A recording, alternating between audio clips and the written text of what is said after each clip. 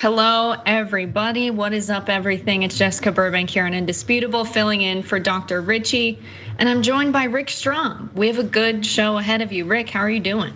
Hello, Jessica. I'm doing great. I gotta say, I was getting ready. I was brushing my teeth. I opened up TikTok, and I was inspired to do cardio after you came up on my For You page, because I don't know if everybody knows this. Jessica Burbank is 1-0. When she ran away from the cops. It's true. So now I'm gonna get my ass on the Peloton, and I'm gonna do that later. So thank you. Being faster than the cops is the only reason to do cardio, really. I did outrun an NYPD officer in 2014. It's a true story. Thanks, Rick. Are you ready to get into some news? We do have some cops to talk about today. All righty. All right, let's get into this first story. So on Thursday, the House Select Committee investigating the January 6th insurrection has subpoenaed testimony from Donald Trump. They voted 9-0 to subpoena this testimony. Hearing of the news of the subpoena, Trump, of course, took to Truth Social. He posted, "Why didn't this unselect committee ask me to testify?" Unselect, banger there. Asked me to testify months ago. Why did they wait until the very end, the final moments of their last meeting? Because the committee is a total bust that has only served to further divide our country, which, by the way, is doing very badly. A laughingstock all over the world, question mark? The Unselect Committee is a giant scam presided over by a group of radical left losers. I'm not sure I would call Cheney a member of the radical left, but let's keep going. And 2 failed Republicans, there it is, okay. The likes of which our country has rarely seen before, make America great again. So sources that are close to Donald Trump indicated that he will only comply with the subpoena under specific circumstances. Of course. This is Maggie Haberman with the New York Times. Since it became public that the House Select Committee planned to subpoena Trump for his testimony, the former president has been telling aides he favors doing so long as he gets to do so live, according to a person familiar with his discussions. However, it is unclear whether the committee would accept such a demand. Fox News has sources that echoed this as well. They reported, this was a source that told Fox News Digital that it is unclear at this point if Trump will actually testify before the committee, but stressed that Trump loves the idea. The source said that if Trump complied with the subpoena and testified, he would talk about how corrupt the election was, how corrupt the committee was, and how Nancy Pelosi did not call up the National Guard, that Trump strongly recommended her to do so 3 days earlier on January 3rd, 2021. We all saw the video of Nancy on the phone yesterday, so that's a little bit wild of him to say. Rick, what do you think? Should they comply with this demand, just let this guy testify live? No, I think this is a terrible idea. Let's go over this inhumane person's track record. He lies through his teeth. He lies so much that there was a book written by Rick Riley about Trump's golf courses. And basically, Rick Riley painted the picture, and fact checked, of course, because he's a sports journalist, that everything Trump did with his golf courses and the way that he built them up and the PR that he spun, it was all a lie. Everything was a lie. It's like breathing. It's second nature to him.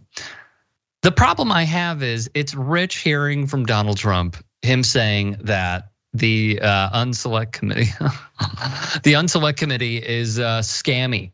Like, dude, you cost taxpayers, at least in the beginning of 2021, middle of 2021. By the Washington Post count, over $500 million. You told people that you were gonna spend this money on your legal defense fund that you got from donations, and you put it in your war chest for then your next reelection campaign. There is no bigger scam artist on the face of the earth, aside from maybe the Tindler swindler, than Donald Trump, okay? Like, this is just what he does. So Now, to go back to something really quickly, like, do I think it's a good idea? No, because he is going to echo the lie. He's going to talk over people left and right. If they mute his microphone, it's like, oh, see, they're muzzling us. They're muzzling Republicans. No, it's an awful idea. Just follow the procedure, follow the protocol that you guys have put forth already, and just execute the game plan. Yeah, absolutely. What's crazy is yesterday we heard all kinds of stuff, right? We heard Roger Stone again taking the fifth, but all of the people who testified were aides, people who were close with Trump, people who campaigned for Donald Trump. These are people who were in his corner. So what is he gonna go in front of the committee and say? I mean, my thinking is he would likely try to inspire another insurrection, in which case, why give the guy a live microphone? It's just an awful idea, and they should subpoena him to testify absolutely not live at all. And what does it show? That someone like Roger Stone is taking the fifth. These guys know that what they've done is criminal. Roger Stone is one of the few guys that's facing criminal charges for this. I don't know, do you think he would take the mic and try to incite another insurrection? Like, I think that's probably the biggest concern. I think any terrible thought that anybody has is within the realm of possibility. That's how I feel about this. Like, you are talking about the central player in feeding so much BS to people over the years, so much bigotry, so much hatred, so much lack of faith in our public institutions. And look, we can critique here and there, but to go after voting machines, and we're seeing the same playbook being run in Brazil with Jair Bolsonaro against Lula. By the way, RIP Michael Brooks, because he is the absolute truth. But like, to see this fear play out and then to see them do what they did, yeah, I would say it's totally within the realm of possibility. But I don't think any of this is going to happen.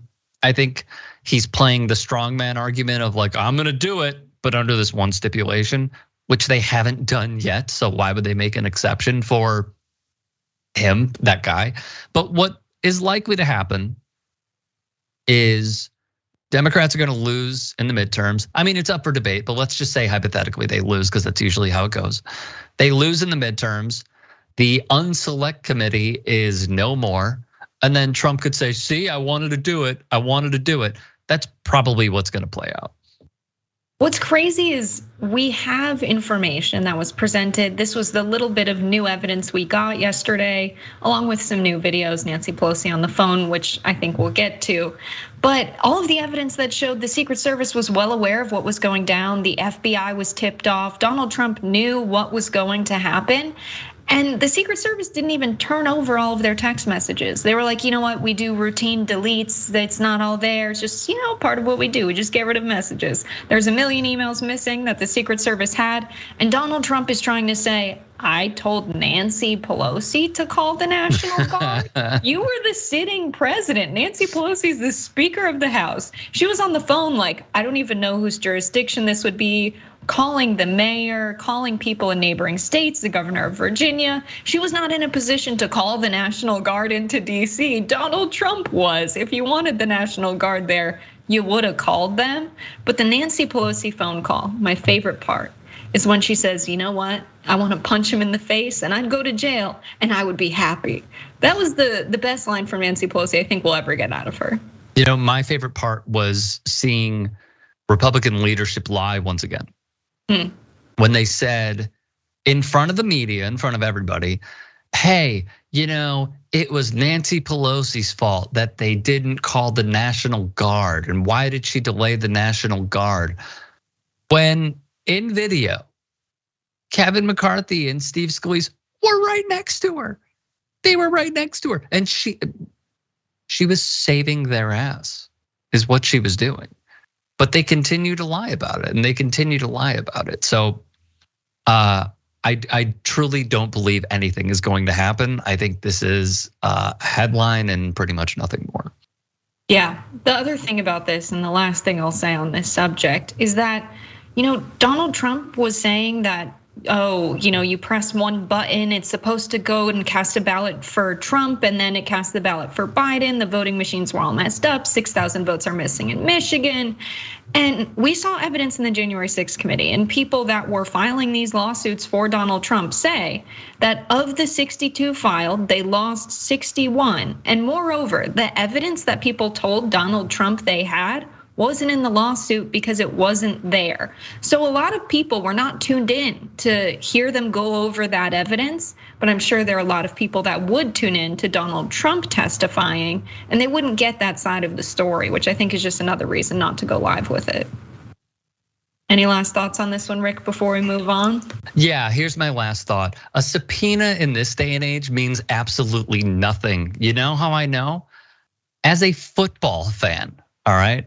Dan Snyder is involved, whether he wants to believe it or not, in a few investigations by the House Oversight Committee. What he did was he got on his mega yacht and went off the coast of a different country to avoid it. And last night I am watching the Bears, I'm just gonna say Washington football team because it sounds way better than the nickname they have. And he's there.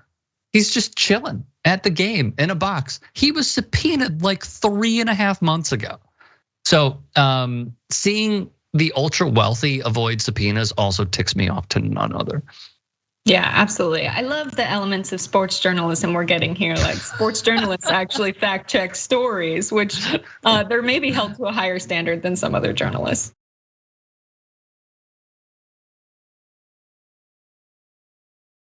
So at the Wisconsin Senate debate, Republican Ron Johnson on Thursday at Marquette University faced repeated laughter and boos from the audience. This was the final debate ahead of the Wisconsin Senate race, where people will be casting a ballot either for Manila Barnes or the incumbent Ron Johnson, who's been in office for 2 terms there.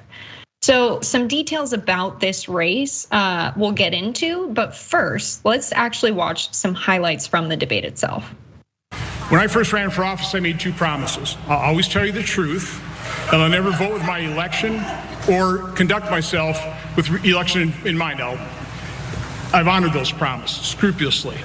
And while the senator wants to lie and distract and hide from his own record, and while he subscribes to the politics of division, what he doesn't realize that each and every one of us in all 72 counties in this state has so much more in common with each other than we'll ever have with self-serving, out-of-touch politicians. The FBI set me up with a corrupt briefing and then leaked that to smear me. I'm sorry. He is referring to corruption with the FBI, which I've been trying to uncover and expose. All right. So, do we have time? The question that has to be answered is, at what point does society have the responsibility to protect life?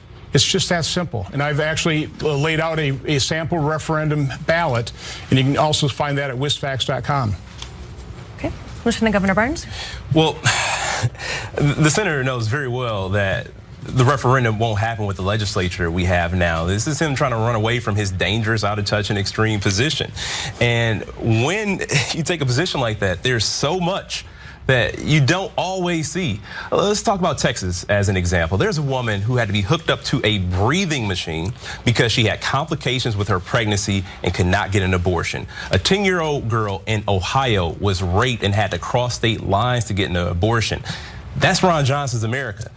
And it's odd that you can make the argument about inflation and how costs are increasing, but not support raising the minimum wage. And it's also a shame that instead of making sure the wealthy pay their fair share, you rather give them tax deductions, because that's not only how we make Social Security solvent, it's how we strengthen Social Security, making sure that the wealthy pay into this vital program. And look, the biggest achievement in business was Ron Johnson saying, "I do." He married into his business. He didn't start that from the ground up. So after such a heated debate, the moderators asked these 2 candidates, what do you like about each other? Let's watch that. All right, we are down to one final question here, and both of you have said a lot tonight about each other. Now, when we traveled around the state talking with voters, we heard repeatedly from people tired of divisive politics and attack ads. So our final question here tonight is, both of you have been successful in life. You have 30 seconds here. Mr. Barnes, you go first. What do you find admirable about your opponent? Well, no, seriously. I do think, the senator has proven to be a family man, and I think that's admirable. That's absolutely to be respected. He speaks about his family. He's done a lot to provide for them. I absolutely respect that. Mr. Johnson. I mean, likewise, I appreciate the fact that Lieutenant Governor Barnes had loving parents, a school teacher, father worked third shift, so he had good upbringing. I guess what puzzles me about that is with that upbringing, why is he turned against America? I mean, why does he find the founding of America awful? It's somehow it puzzles me. We did not. We said something admirable. He chose to be petty. He didn't have to, but he did. Let's actually look at this polling. So despite Barnes' performance, polling shows that the lead over him continues to widen. Johnson's lead over Barnes. Back in August, Barnes was ahead. We've seen this polling flip with now Johnson ahead. And what's interesting here, Rick, and I'd love your views on this, is my thinking is Mandela Barnes, during the primary and at the start of his campaign, was vocally advocating for things like universal health care. He was a lot more progressive than he is today. And there's this idea within the Democratic Party that you've got to go to the center to get more votes. But it looks like that's not working out so good for Mandela Barnes, who's backpedaled on those progressive positions. That is correct. And we have seen it time and time again that when someone goes in that direction and then they execute it, they're actually very popular, incredibly popular, because what you're giving the voters is what they asked for, and you're also helping them out instead of being like, oh, here comes another person that I just have to settle for the lesser of two evils. No, if you actually help out people, surprise, you could stay in office longer than one term. You could not get beat out in a midterm election, et cetera, et cetera. So that's not really that surprising to me because it's just something that's been a staple for years and years. Now, what Mandela Barnes was talking about is Ron Johnson and the tax cuts that he gave to the ultra wealthy that not only benefited billionaires from saving a ton of money in taxes. And for anybody that's interested in this story, Google Ron Johnson ProPublica tax cuts, and you will see them lay it out with a trove of receipts on how he helped out the ultra wealthy. And if I may, just gonna name a few. Dick and Liz Uline of packaging giant, you guessed it, Uline, and Diane Hendricks, who is in roofing. They contributed $20 million backing Ron Johnson's 2016 reelection. In 2018 alone, this is all via ProPublica, $215 million in deductions. That was 1 year. So when I'm looking at this, what I see is culture wars, I hate saying choice because it's not anti. I don't want to use their framing. Being anti-women, instilling hatred and fear at every turn, all because you, your son, and your daughter get to purchase planes, which is what the Milwaukee Journal-Sentinel wrote about this. So you really have two choices. You could pick the guy who is a Trump staple that allegedly tried to install fake electors, or you could pick Mandela Barnes, who will look out for you way more than Ron Johnson would. Yeah, Mandela Barnes' performance in this debate really demonstrated he's the stronger candidate. Ron Johnson's performance was awful, but I think about the type of audience that goes in person to this kind of a debate, and I think about the type of person who would stream a debate like this, and it's not the average voter. And the side of Ron Johnson they get, I think you're exactly right, is him talking about culture wars on Fox News, on Newsmax. It's not the side of Ron Johnson where you have to stand up and tell the people what you're gonna do for them. What are your policy plans and what's your record? It's not there for him. But not a lot of people are paying attention to that. And so it's a bad hand for people like Mandela Barnes. But if Mandela Barnes was making the case out in his district, doing good field organizing for things like universal health care, and that would help everyday working people, I think that's our one option to get everyday working Americans over to vote for good candidates. The problem is that the Democratic Party, I'm sure, started pushing Mandela Barnes in the direction of the more mainstream establishment Democrat Party platform. And that's precisely why he is where he is today. I guess my last question to you is, how do we bring like a candidate like Ron Johnson's record to the forefront where more voters know about this? Because like even like we're in California, we're in different parts of California. I feel like a lot of people in my district don't even know who they're voting for. Like there's one candidate who goes to, let's say a church that's not even a church. And he will like go to them for power and people continue to vote for him, and I don't even get it. So like, how do you even bring this guy's atrocious track record to the mainstream so voters know about it? I love this question. So I was a community organizer, right? The type of stuff where you go and talk to people in the community about what bothers them in the community, and you work with them, you get behind them and push to take action on the things that matter to them. That actually, when people come together, you can stand up to power. Then when Bernie Sanders was running, I decided I would organize in an electoral campaign, something I said I would never do. But I learned a lot about how people use data and contact lists to reach voters. We all get those messages. Give Nancy Pelosi $15 to save abortion rights. What if we use those lists to just spread information to constituents of Ron Johnson? Text everybody in his district that we have a cell phone number for and say, hey, he took $20 million from this person and this person. Include the link to the article. We do text blasts when he's voting for tax cuts for the rich and tell people what the impact of the policy will be. Keep people informed about what their representatives are doing. I just don't understand why this hasn't been done before. We have all of the resources necessary to do it, and it potentially could have a huge impact on how people vote and participate in politics. Good point.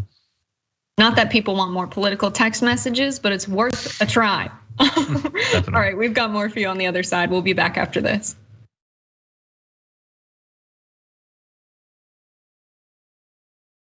We are back on Indisputable. It's Jessica Burbank. I'm here with Rick Strom, and we have a word about aspiration. So climate change is affecting all of us. We're reaching a point of no return.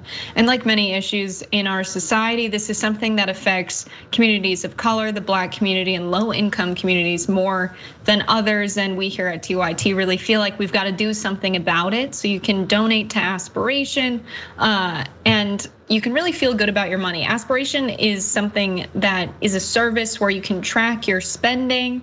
And so your deposits are fossil fuel free, unlike at banks. So you can confidently spend and save while doing your part to save the planet. You can go to aspiration.com/TYT to sign up. And there's a QR code there that you can scan as well. All right, let's get into this. I wish a Karen would. What were you thinking about when you got pregnant, that you were not gonna work? I'm just curious, cause like I've had 3 kids, I worked up until the second they were born. But am I you? Are you me? Do you know how I feel? Do you know how my body feels? That's why I'm asking. I'm interested to know what you think. I wanna know your mindset. So when you got pregnant, what were you thinking about? I was thinking about having a kid. I'm confused on where you're going at. I'm confused too, because you came in here and I did an assessment and I gave you my best medical advice. And you didn't like that. But I said that I just wanted a note so I could take it easy these next 2 months. I'm 7 months pregnant and I'm in pain. It's not fraud. If it was fraud, the doctor wouldn't be getting me my note right now. Really? Yes. What I read on your chart isn't true. Okay. So I What's know on my chart that's not true? I read on your chart what isn't true, because I'm the person who saw you and did the exam. Okay. So it's okay. So that TikTok went viral, and that is a Philly nurse, Nurse Karen, going off on a pregnant Black woman. You can hear her say she is 7 months pregnant, and she just requested a doctor's note as she said she was in pain. And there's more. Let's watch. But but how do you know how I feel? How do you know how my body feels inside? Because I stuck my hand in there and checked your cervix. Okay, you check my cervix, but how you know how my bones feel? How you know how my body feels, my legs, my back? How do you know how that feels? How you know how my nausea feels? How you know how my cramps feel? By touching. And you're okay. All right, so this is the nurse practitioner. And look how she's hitting me. Look at it. Check her out. Check it out. Call the police. And they're gonna see what you just did. Yeah, because you're call the police. She already called the police on me once because I called her a weirdo. Yes, look at you. This lady is crazy. Call the cops again. Call them. It's okay. Call them. I got you on video hitting me with that thing in your hand. This is the Philly Pregnancy Center, guys. Yeah. Okay, Jillian. So this video began moments after nurse Karen here called the police on this woman whose name is Jillian. So this is her photo. Crazy Karen alert. That's the nurse. She also swung a laptop case at Jillian. You can see her making some physical contact there, but that part was not in the photo. So let's get into the details of the background on this incident. In a storytime video on TikTok, Jillian explained that she had gone to the doctor for a note to secure her maternity leave because she was experiencing pain. Jillian said the nurse gave her an aggressive, uncomfortable cervical exam, then proceeded to tell her she was fine to go to work. Jillian is 7 months pregnant. She explained to the nurse that she'd rather speak to her doctor and have them write her a note. So the nurse had the secretary call the doctor for her. After the nurse made a shady remark to Jillian, she called the nurse a weirdo, and then the Karen called the cops. According to Heavy, the birth center's Instagram page no longer exists due to the overwhelming rage-filled reactions from the public. However, they weren't quick enough to delete it before Jillian caught a screenshot of one of their responses. And they were really playing the victim here. Part of their statement included this. It was the patient who got up screaming as if she was being attacked. It was the patient who called the names, cursed at the nurse, and used unacceptable language. We do not deserve this kind of treatment and harassment that we have endured by this patient and her followers on social media. That was from the Philly Pregnancy Center's Instagram directly. This is ridiculous. This kind of treatment that people who are Black and people of color face in the medical field is insane. We know that there's a history of people doing this. And this is a woman who wanted a note from the doctor. The nurse had no business giving an opinion on this matter. The doctor was the one writing the note. Just a disgusting situation. Usually we see Karens out in public as pedestrians and as customers causing problems.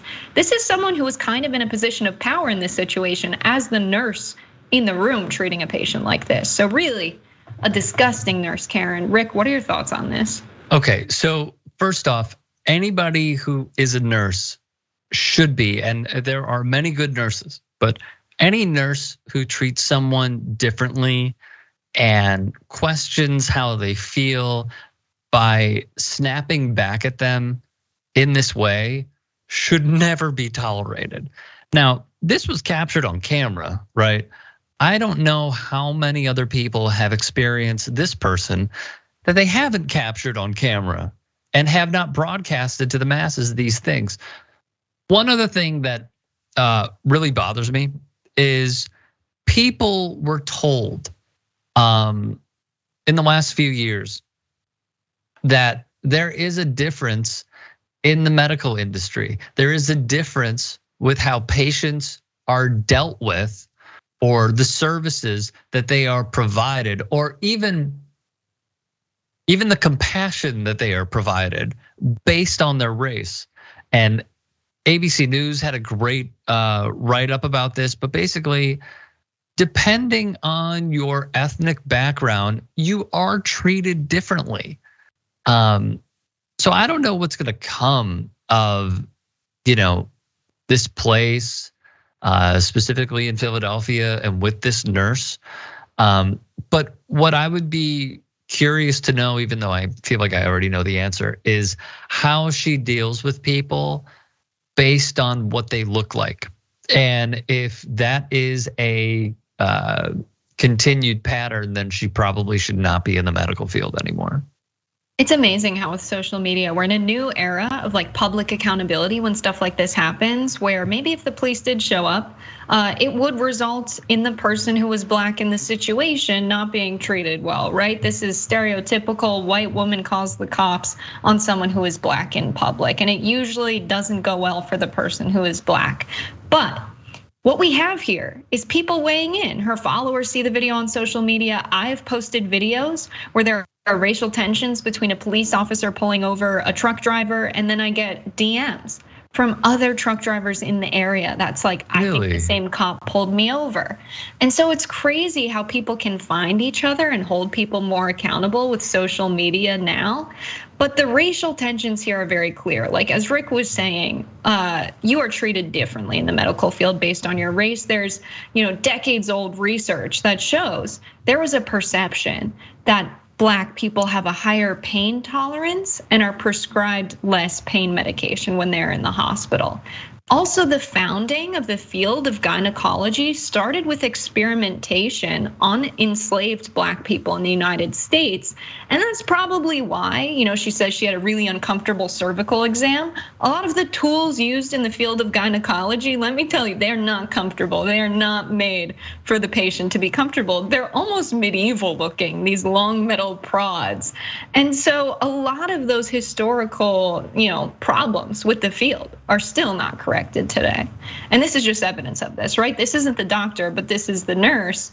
And it's really bringing to light a lot of the issues that I think Black women face every day. And Rick's right that not all of it's recorded. A lot of people don't want to put their business online, but it's good that she did because now there's some sense of accountability here where I'm sure otherwise, if it wasn't on video, there wouldn't be any. And also, to put a bow on this, her blanket statement of when the patient says, how do you know how my bones feel? How do you know how my, well, I went up there and no, you didn't. No, you didn't. You're putting that sort of like idiotic blanket statement that because you went up there for, a short period of time with everything that I've seen, it was not done well. It's preposterous. It's preposterous to say that she knows everything by going up one time and that's it. Okay, we're done here. No, we're not. But this is just another example of, again, countless examples. And the research has shown that depending on what you look like, you are dealt differently by the medical community. Not everybody in the medical community, but research has shown a lot of the time. And 7 months pregnant, the last thing she needed was a stressful situation. She went there for care, she was in pain, and she ends up dealing with this. That's not good for someone who's pregnant.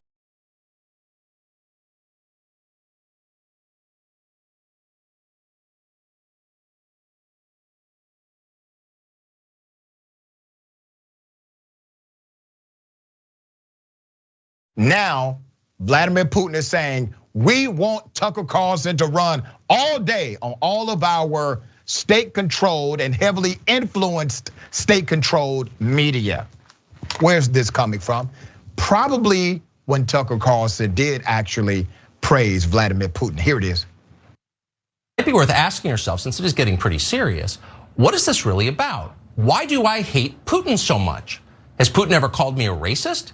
Has he threatened to get me fired for disagreeing with him? Has he shipped every middle-class job in my town to Russia? Did he manufacture a worldwide pandemic that wrecked my business and kept me indoors for 2 years? Is he teaching my children to embrace racial discrimination? Is he making fentanyl? Is he trying to snuff out Christianity? Does he eat dogs? These are fair questions, and the answer to all of them is no. Vladimir Putin didn't do any of that. So according to a leaked document, Russia now wants that guy, Tucker Carlson, to be everywhere. Mother Jones leaked this. According to the Kremlin, this is essential. Tucker Carlson is now essential to Russian propaganda in Russia. I kid you not. On March 3rd, a Russian military force bombed Ukrainian cities as part of Vladimir Putin's illegal invasion of his neighbor. The Kremlin sent out talking points to state-friendly media outlets with the request: use more Tucker Carlson. Well, damn. It's a 12-page document entitled "For Media and Commentators, Recommended Coverage." It is essential to use as much as possible fragments of broadcast of the popular Fox News host Tucker Carlson, who sharply criticizes the actions of the United States and NATO, their negative role in unleashing the conflict in Ukraine, and the defiantly provocative behavior from the leadership of the Western countries and NATO towards the Russian Federation and toward President Putin personally. That's from the leaked memo inside of Russia. It sums up Carlson's position. Russia is only protecting its interest. This is what he said. Is only protecting its interest and security. The memo includes a quote from Carlson. And how would the US behave if such a situation developed in neighboring Mexico or Canada?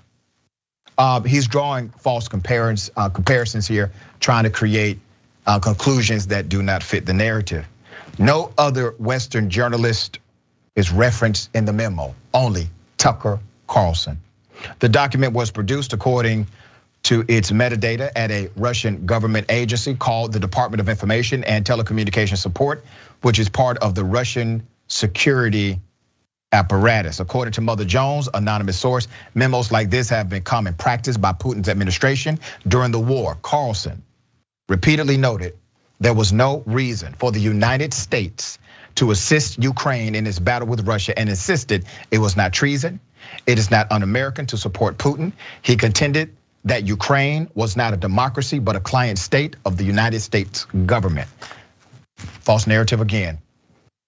After Putin invaded Ukraine, Carlson shifted to a new line that the United States and the West actually goaded Putin into war and provided no explanation as to why that would benefit the US. One thing while I'm on your show, as long as Putin now is not exactly a fan of our country, let him explain because Chris Wallace wouldn't let me ask the question.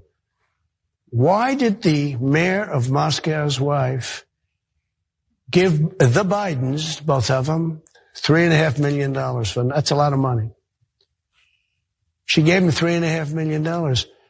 So now I would think Putin would know the answer to that. I think he should release it. I think we should know that answer. Yeah, you heard it. He's coordinating with an actual enemy of America, an actual enemy of democracy. This is a man fiending for power. That is what you see on display. He feels lost without it. You know why he feels lost without it? Because he's empty. He bears no value system. There's nothing internally that connects him to the greater world around him other than his power and wealth. And here's one thing about power. It's not quenchable. People that seek power will never get enough and say, now I can quit. Now I've arrived. It is not quenchable whatsoever. This isn't the first time Trump has required or requested information on political enemies. Remember this 2016 campaign, here it is. Russia, if you're listening, I hope you're able to find the 30,000 emails that are missing. I think you will probably be rewarded mightily by our press.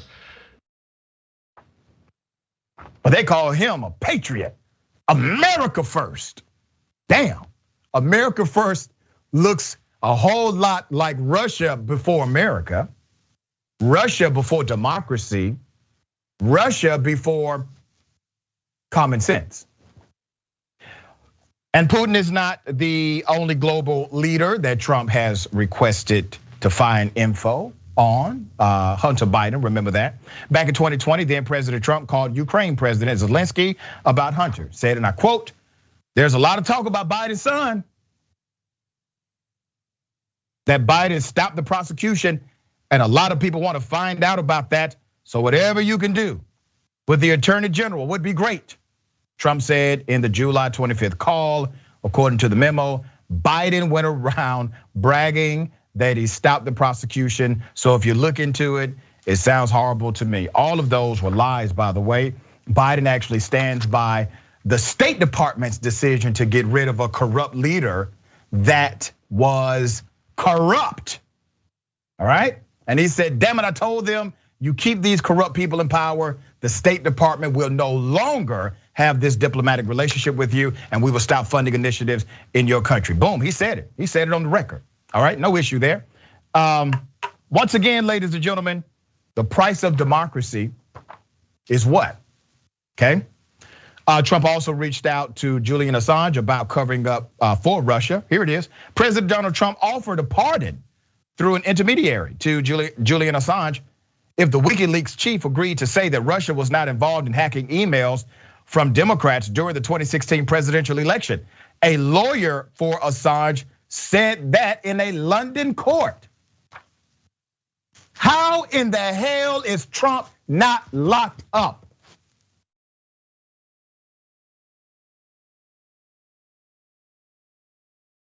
Monday, it's a big day. It's Unbossed with Senator Nina Turner. Hello, somebody. I will be joining Nina every Monday, the first Monday for the first episode. Big deal. It's gonna be Jank and Nina, but after that, you can expect to see me and Nina every single day after Mondays. So that's gonna be 4 p.m. Eastern time, 1 p.m. Pacific time here on TYT Live. Subscribe now so that you're in the loop at youtube.com/unbossedTYT. Nina's plan is to expose elites in government and their corruption and talk about what we do about it. She's really picking stories that matter to everyday working people, giving good political commentary and education, and really giving solutions that matter to people. She's covering news that a lot of people ignore. So get excited for Unbossed. I know I am. All right, let's get into this craziness. Let's talk about this next story. So last month, an Ohio Board of Education member, an Ohio School Board member took great offense to a bunch of students who wanted to celebrate and share their culture with others. And she was so offended by this that she decided to make them recite what they love about America. Let's watch this video. Hello everyone, I'm from Uzbekistan. In Uzbekistan, there were a lot of significant philosophers.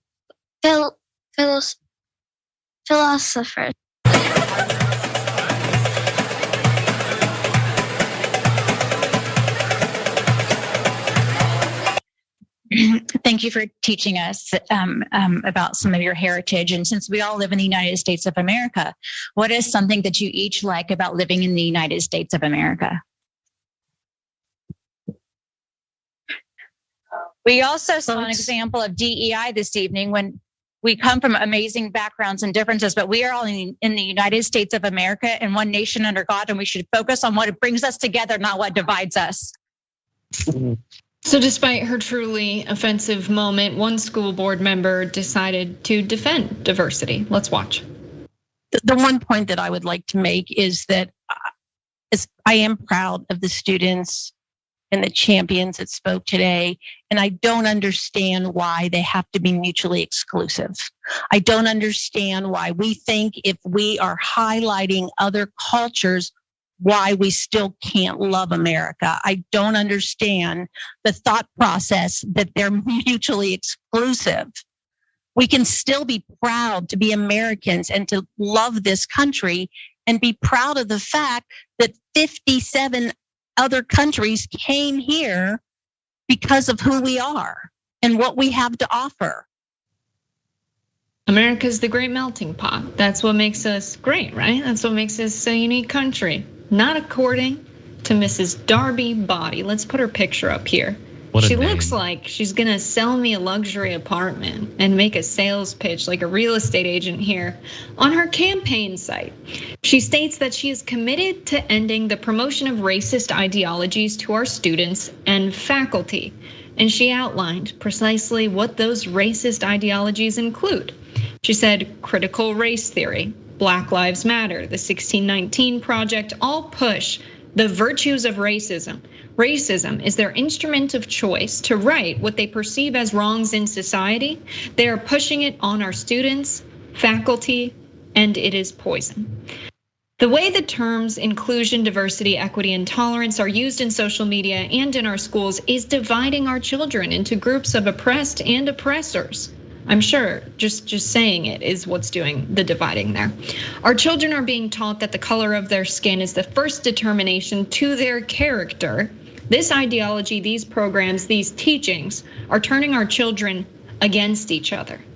Now, Body is also committed to an honest teaching of American history and committed to the honest teaching of the sexes in our classrooms, and will stand up to the political pressures that are successfully dictating otherwise.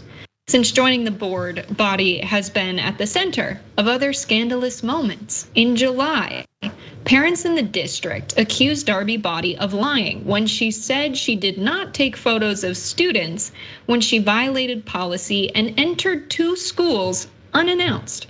The security video showed Body walking down a hallway inside Lakota East High School carrying a phone in her hand. And I don't know about you, but that foot placement tells me she was not of clear mind. At one point, she passed a then 15-year-old student walking in the opposite direction. She then turned toward the female student, and it appears she took a photo. Originally, the incident took place in May. District leaders said Body ignored safety procedures when she entered both Lakota East and Liberty Early Childhood School unannounced. They even had police issue her a no trespassing order. Through a public request, WLWT obtained some of the photos she took, which include a civil rights timeline, artwork of rainbows, and children's drawings that say all are welcome. A photo of the teen was not included in their request. Body claimed the reason she was at the school is to see what students were being taught. Very clear what her motivations were in going to these 2 schools. So more from back in April. Body said she was not going to apologize after posting a typo on Facebook, on a Facebook post that led to a website containing pornographic content. Body's original post accused the district of teaching inappropriate sexual content in its curriculum, which the district said it was untrue. I'm not sure a typo can lead to that kind of mistake and a change in the link there. So what happened was the board held an emergency meeting Wednesday afternoon, at which it voted to censure Body and requested her resignation. Body walked out in the middle of the meeting with her young daughter saying, "I will not be a part of this political ruse." All right, more recently, and hilariously enough. There's more? There's more, Rick. We got more. There's a lot here. What a colorful individual. All right, the school board, which oversees one of the largest districts in the tri-state, Lakota local schools, voted 4-1 Monday to stop the public comment portion of its meetings. So we're accountable to the public, but we won't hear from them. Got it.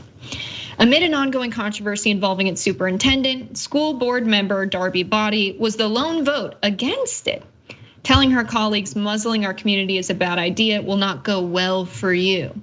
Interesting. I'm not sure she would like it if she was the one being held accountable for her actions in that meeting. That's how these people's minds work.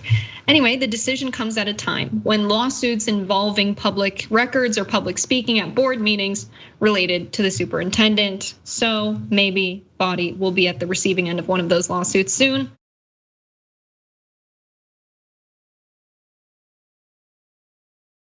Rick, should this person be in charge of our children? No, God, no. Are you kidding me? I remember doing a story about the state of Washington and how the Proud Boys and there were all these extremist groups that were trying to get their candidates onto school boards so they could control what is being taught.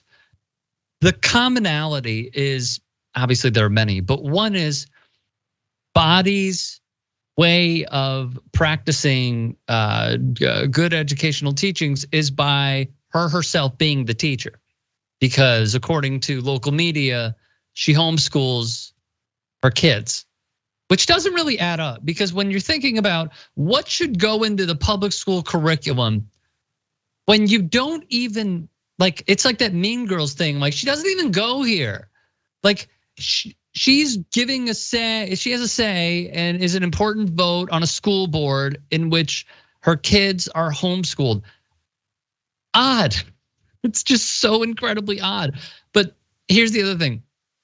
They talk about, though they're teaching your kids bad things in schools, and you got to watch out for those teachers. Those teachers are the problem. Meanwhile, this woman is going in the hallways unannounced, apparently didn't sign in, and is taking pictures of kids that are under 18. And the reason she's doing it is because, according to her, a teen was dressed inappropriately. Like, F off. This is so weird, and it's so disgusting. And then on top of this, which should not surprise anybody, the way that she got to her seat, which is also troubling and revealing, is she was against masking in schools, she was against vaccines, and she was against, of course, as Herschel Walker puts it, CRT. That's how he said it. It's CTR. No, I screwed that up. It's critical race theory. That's what she's against. So those are the main pillars of like republicanism and conservatism. Is what can I do that has gone mainstream and then echoed those things to even land something like a school board seat? It's weird and it's off, and yet somehow it's a winning strategy. Yeah, insane that these people, the problem is the education they got a lot of the times, right? Growing up in the South, growing up in the Midwest, where they didn't have an accurate teaching of US history, especially when it comes to race. So they believe critical race theory, which is an accurate teaching of structures of racial oppression in our country. They believe that that is the false thing. And moreover, to say that the people pushing teachings about race in our country are winning, because we're not. It's not a part of the curriculum to teach people to think critically about race right now. We're not winning. And this idea that talking about oppression will result in division and not the oppression itself. We are never going to correct the problems of economic inequality in our country, the problems of people growing up with racist ideologies in our country, unless we talk about these things and teach children from a very young age that we have problems in our society that we need to correct. Children are able to learn about these things. These are teenagers, right? She's in high schools. These children are at the age, or these teenagers rather, and young adults are at the age where they can process this information, and they should, because they're going to grow up to be members in these communities. And if they're not aware of the extent of racial tensions, and they never learn it because their households discourage the teaching of it, we're never going to be able to improve our country. If you love America, teach people critical race theory. It's that simple. So I remember doing a story with Doc, and producer Jordan will probably remember this as well. This was some time ago, and I had to go back and look. There was a teacher in Florida that we covered who was forced to resign because he had pictures up of like Barack Obama. And the school district was like, whoa, that's age inappropriate. You shouldn't be teaching that. And look, he taught for decades, like he was probably at the tail end. But that was the final straw, was historic Black Americans forced his resignation because clearly there is an overstepping that is going on here. And even though it's in Florida, which we know is run by Satan, this is also going to other parts of the country clearly, and it's happening before our very eyes. So it reminded me of that, and it's only going to continue, unfortunately. Yeah, absolutely. I hear a lot of folks, usually it's the white liberal elite type, who are like, we need to learn this history so that we don't repeat it, which almost feels like a lot of folks are speaking from a place as this is in the past, when in reality we need things like reparations because the country is still divided. How are you going to explain to your children why neighborhoods are still racially segregated?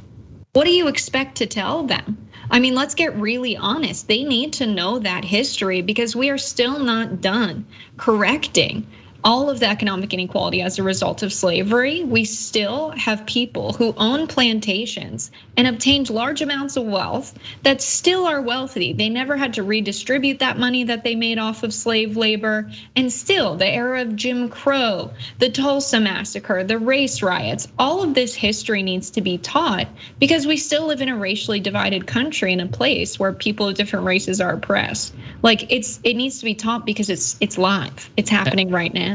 And also, very quickly, if people do remember, Tom Hanks, famed actor Tom Hanks, was doing an interview and he was told about the Tulsa Race Massacre, and his answer was, what was the Tulsa Race Massacre? That is a failure in the United States education system. This is a famed actor who has done so much reading of history to play certain roles, and even he doesn't know from what he was taught. It's astonishing. Yeah, that's why it needs to be taught in schools, because people aren't gonna get it outside of the schools. Yeah, and we can't really blame people oftentimes for their ignorance because they're the product of our public education system. All we can do is educate and hope that they make good decisions from there on out.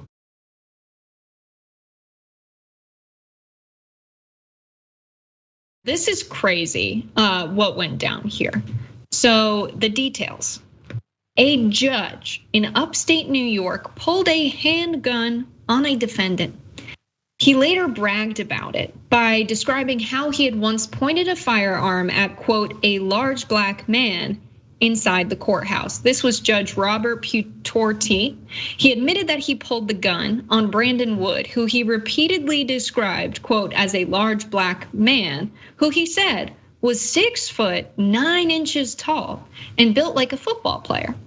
But the defendant in question, Mr. Wood, was only 6 feet tall and 165 pounds. The judge admitted that he did not feel his life was in danger when he pulled the weapon on Wood, and he also regularly kept a gun with him under his bench. Putorti, who is not an attorney, began his term in 2014 in Washington County, New York, which is about 50 miles north of Albany, New York, and is 94% white, with just 3% of the county black. Putorti is set to be removed from office. The state's Judicial Conduct Commission ruled on September 22nd that Putorti should be removed from office due to the incident, which occurred in early 2015. However, the incident was not investigated until recently. Putorti bragged about the incident to colleagues in 2018 at a judges conference, which is what promoted the investigation. The acting chief judge of the Court of Appeals has until October 9th to accept the commission's recommendation to remove Putorti from office, issue another form of reprimand, or deny the commission's recommendation for Putorti's removal of office. His term ends December 31st, 2025. So Putorti's attorneys, they're calling for censure rather than removal. This guy is not fit to be a judge. He has bad judgment, that's pretty clear. Rick? Jessica? Okay, let me just say this really quickly. I've been doing broadcasting for a while, and even when I was doing high school basketball and high school football, they would lie on the program, right? Where they'd be like, John Smith is 6'4" and 220 pounds. And really they were like 6'2" and like 180. So to go from like 6'8" to 6 feet, Jesus Christ. So bad. And then, they say, justice and it should be blind. I agree, but it rarely is. And this is another example of plenty of what we have been told by many people in many instances. This could be any circumstance whatsoever. It could be looking at someone the wrong way, or it could be, well, I felt threatened, so I did this from a cop, which we'll get into momentarily. I am amazed that this, because it shouldn't be like this, obviously, but the system is set up this way. I'm amazed that this happened so many years ago, and we're just learning about it now, and they're just investigating it recently. Am I surprised that his lawyers want just a censure? No, because they're gonna try and take whatever low-hanging fruit they can. That's what lawyers are supposed to do, to argue on behalf of their client. Now, what should happen? Oh, he should not only not be a judge, but there should be a trial against him. The problem is he was granted permission to carry a while ago. I believe it was like 2003.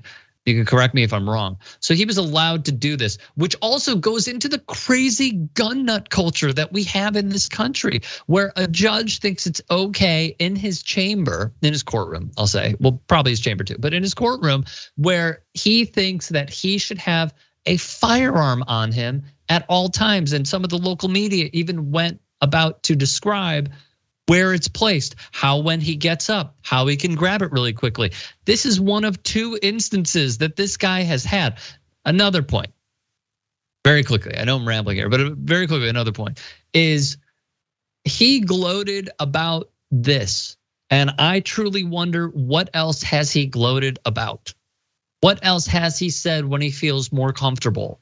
Like, oh yeah, I put away this dude because he didn't look a certain way. Like, there is clearly some sort of bias here. And also how he completely misrepresents his own case by giving faulty characteristics with the height and what have you of the person that he pulled a gun on. So if I were to have a GIF available, it would be the shame GIF from Game of Thrones, because this guy is fill in the blank. Go ahead. Yeah, this is our justice system in America. And I wanna make the point, I've lived in upstate New York. A lot of people have this idea, oh, New York's such a liberal state. Not outside of the cities, man. Really not outside of the cities. This is what it's like. I mean, you hear the racial divide there. It's so overwhelmingly white that you can imagine he probably has never pulled his gun on a white defendant. 3% black, and he's pulled a gun on one of the black defendants. That's the thing about, we recently had this Supreme Court case, which ruled in favor of the laws in New York, allowing people to carry guns more freely. Formerly, you had to get a permit in order to be carrying a gun. You had to have a reason to need to have it on your person, and you had to have a permit. There are some restrictions there, of course. Now they're saying, this really isn't fair. This is violating, our Second Amendment rights. And I think about who needs to carry a gun. There are these people who have power, who are on the offensive. They want to protect power. Oftentimes they want to protect white supremacy. And a lot of people want to have guns because they're frequently put in a position where they have to be on the defensive. Whether they are women who want to just go about society alone and they're concerned for their safety, they're black, or because they're poor or a target for other political reasons. Maybe they stand up against white supremacy. When I was living out in Iowa, there were a lot of people who were not happy that Confederate flags were flying around. Iowa fought with the Union. So culturally, they identified with the Confederates. That is why they were flying the flag. These are Native Iowans flying Confederate flags. And I had a friend who really didn't like that. And he would go around talking to people about taking them down. And he started getting threats. Like, some people have guns in our society in a response to people who have guns, like this judge who is in a position of power and using his power for wrong. And we're just at the point where we're seeing the tremendous proliferation of arms across the country. And oftentimes it's a response and it is about safety. Amen. Yeah. All right, we've got to go to a break. We'll be back after this.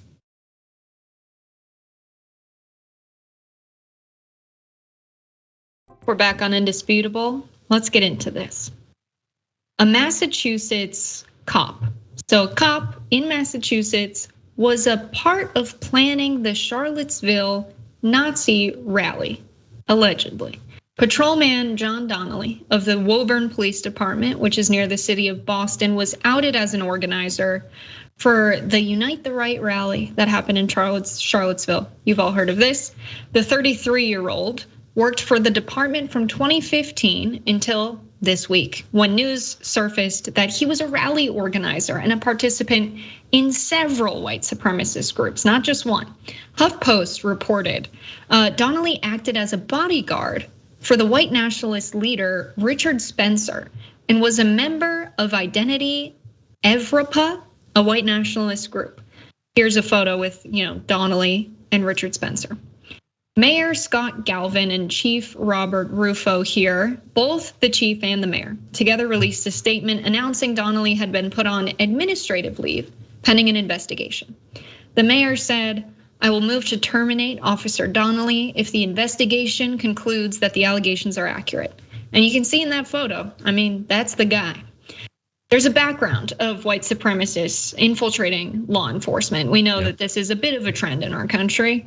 Michael German, a former FBI special agent who has written extensively on the ways that US law enforcement has failed to respond to far-right domestic terror threats, concludes that US law enforcement officials have been tied to racist militant activities in more than a dozen states since 2000.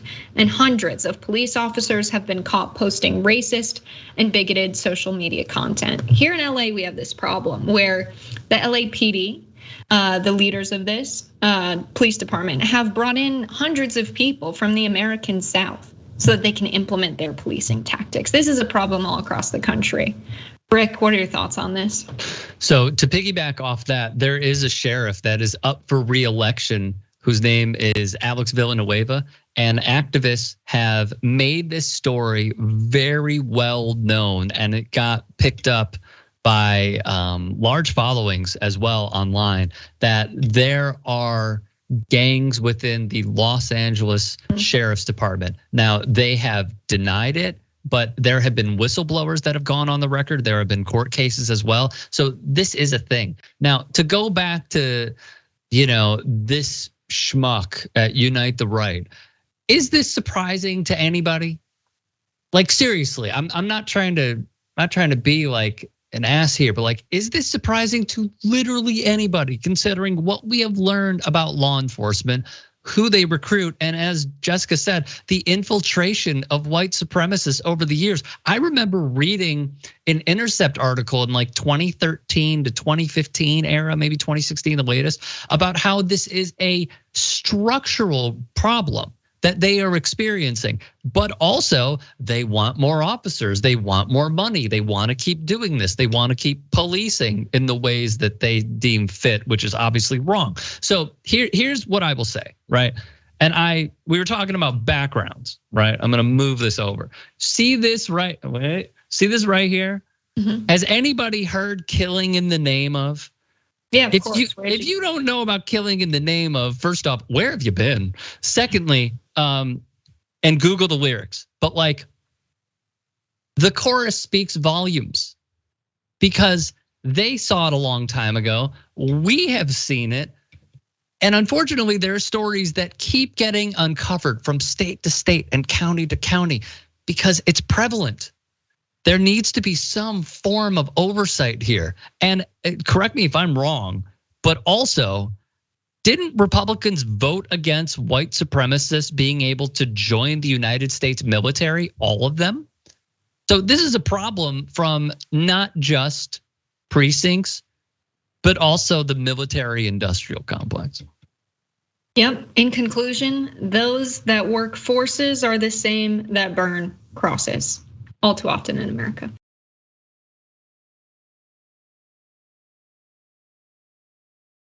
Prince George's County, Maryland, a restaurant remained open while there was a dead body inside the bathroom for hours. Police received a call around 6:30 p.m. on Wednesday for a woman found unconscious inside this Largo, Maryland Jaspers restaurant.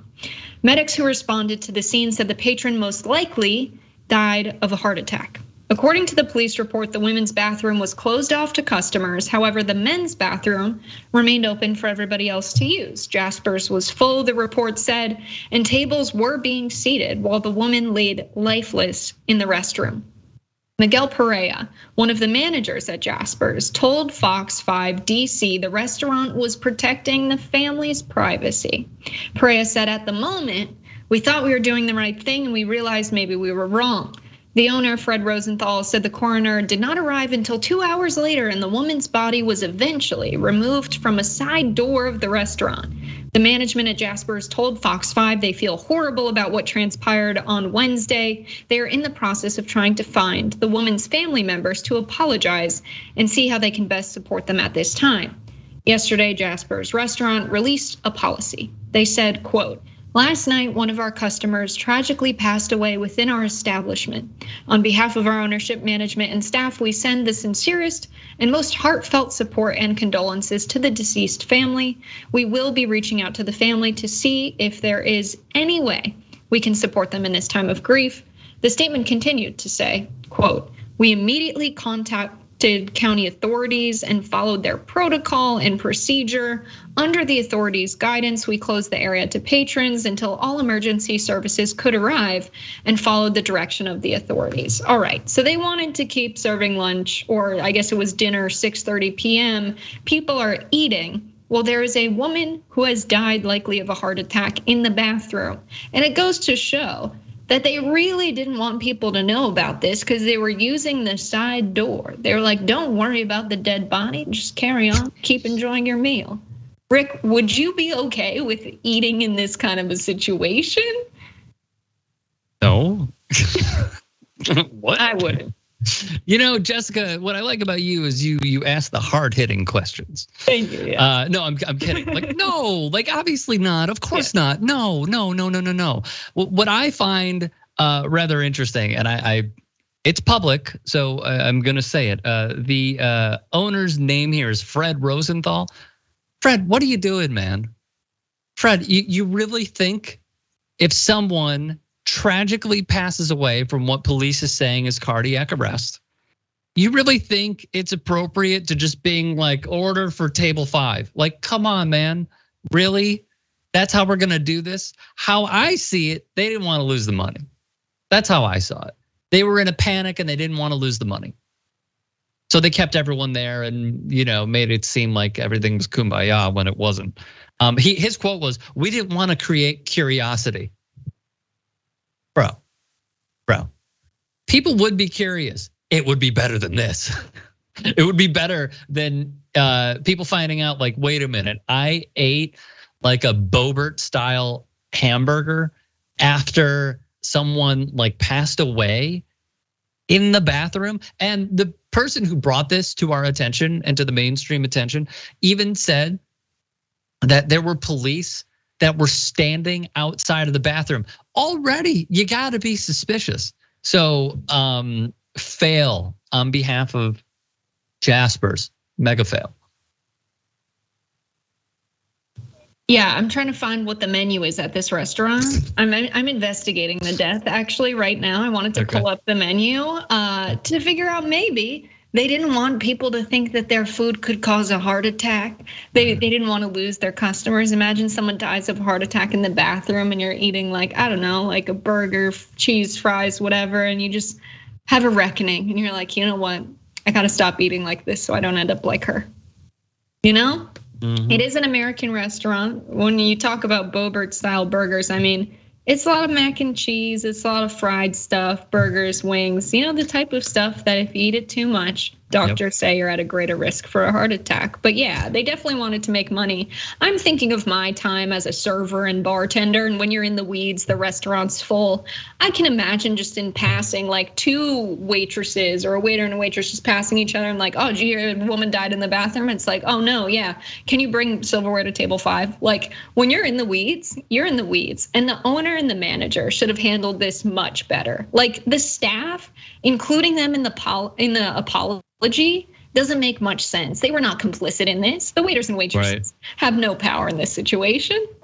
Agreed. I mean, I was a table wiper at one point. I could tell you the employees have very little say. Yeah. Very, very little say. Yeah. And like to not use the front door.